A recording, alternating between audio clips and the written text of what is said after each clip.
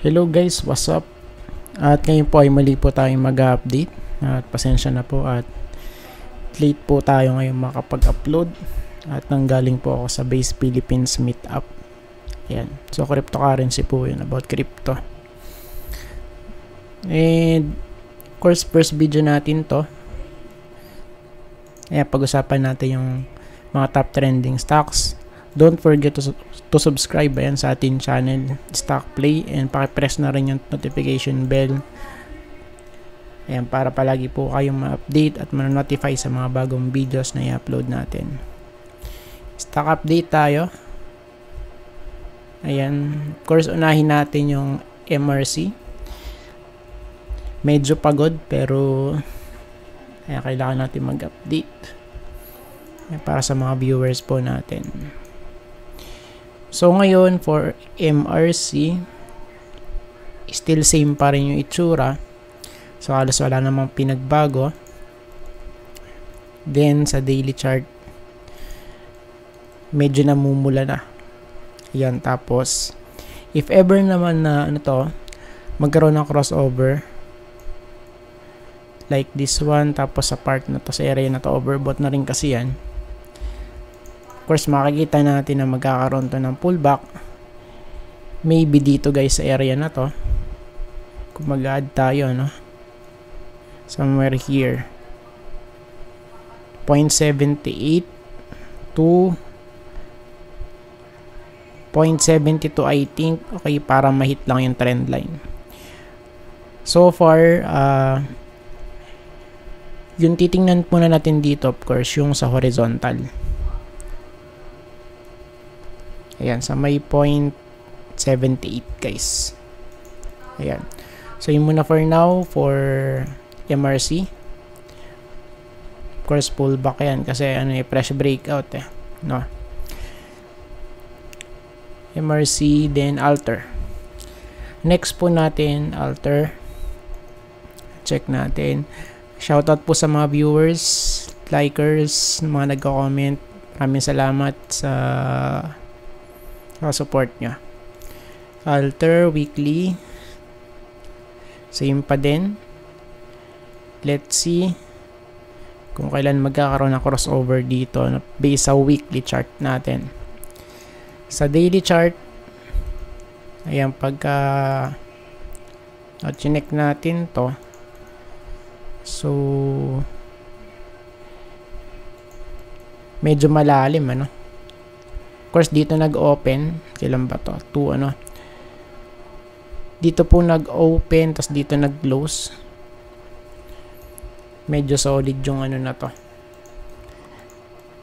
Yung rally, Ayun. Pero, of course, kung titingnan natin, still overbought pa rin yun, guys. Even though na ganito yung nakita natin, for Alter. Same here sa stock, no? Ayan. Next, nickel. For nickel, guys, check natin. Weekly tayo. Ayan, para mas makita natin. So, still nasa resistance, tapos fresh breakout din to, guys. Of course, remember, pagka mga ganito, especially sa weekly, medyo, kumbaga, alanganin, tas fresh breakout pa. Ayan, tapos, may confluence tayo kasi, resistance na to, guys, no? So, just in case, pwede tayong magkaroon ng pullback dito, no? Fresh breakout. Ayan, pero dito sa natin, sa daily chart, even though na nasa resistance na tayo, pwede pa rin mag-retest yan malapit dito sa may 200 day moving average. And kumbaga, extension bago mag-pullback. Ayan. So, pwedeng ganun yung maging setup sa lower time frame. Kung i-compare natin sa higher time frame. So, at least might lang yung 4.09 para mag-touch dun sa may 200 day moving average yung price, no? So, still pwede yan, pwede. Ayun, no? We have here a pullback, then bounce. Ayan. So, of course, let's see. Okay, for this one. SecB. Security Bank. Check natin for Security Bank. Sobrang solid. Sobrang solid na to, guys, no? So, grabe. From here, 62.97. Of course, yung close, ayan, 0.05. 97.05. Ayan. So, kung mag-extend pa to upside, even though na okay, malapit na tong mag-pullback, kaya same here, crossover na lang yung nihintay dito eh. So, kung mag-extend pa to, pwede pang ma-hit somewhere here sa 100.05. Ayan. So, kung mag-extend, no? Kung lang. So, siguro ito na yung pinakamataas. Ayan. Pero, sa daily chart, if ever man na ano na to, hindi na to magbe-breakout. So, sa malamang, baka dito tayo, mag-pullback dito sa 87, Ayan. So, pwede ron. Pero dito kasi, pwede pa tayong mag-add eh. Malapit sa 90, 91, Ayan. Pero, susunod na natin i-add dyan for Security Bank. Ayan. MEG next. MEG. Mega World. So, for this one, overbought na din. Plus, nasa resistance na din. And yung ceiling na to, dito guys. So, ito yung dating ceiling eh. 2.35, Ayan, 2022. Greatest. Okay, tapos nag-fake breakout. Ayan, kasi nalaglag ulit. Retest ulit dito sa area na to.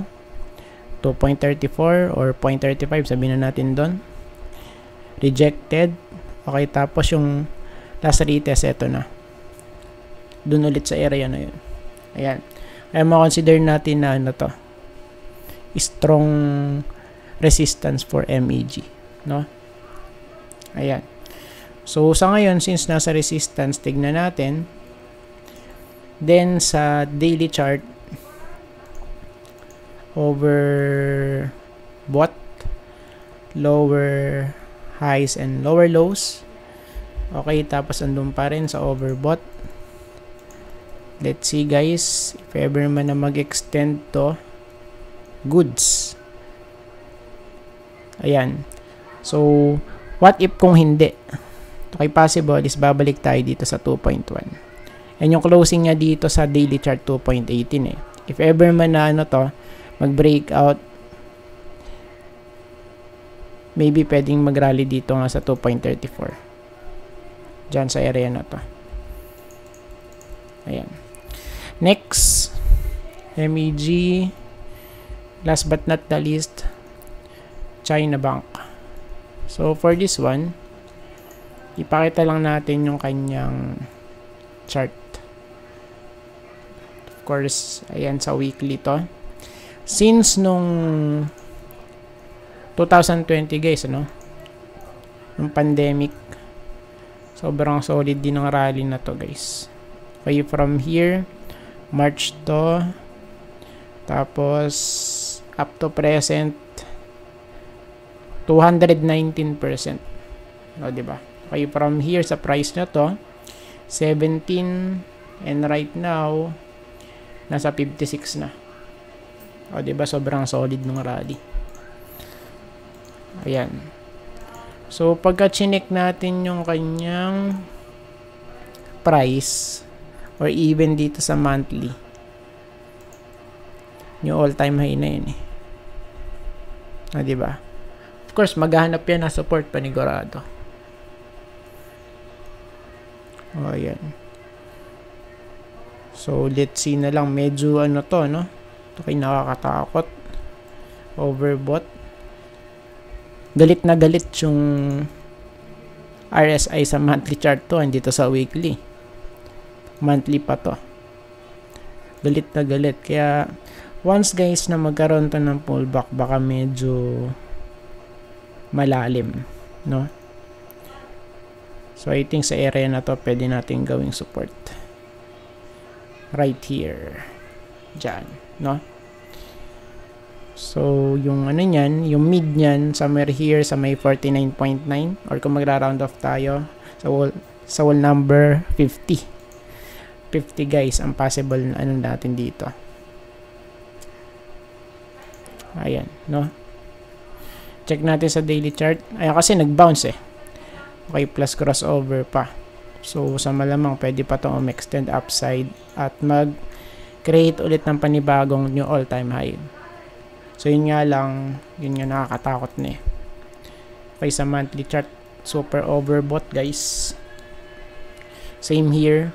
Okay. So, it means, kung mag-extend man to sa lower time frame, of course, bonus na lang yan. Ayan. And I think tapos na po tayo guys at maraming salamat po sa panonood. See you po sa next video. Bye bye and God bless.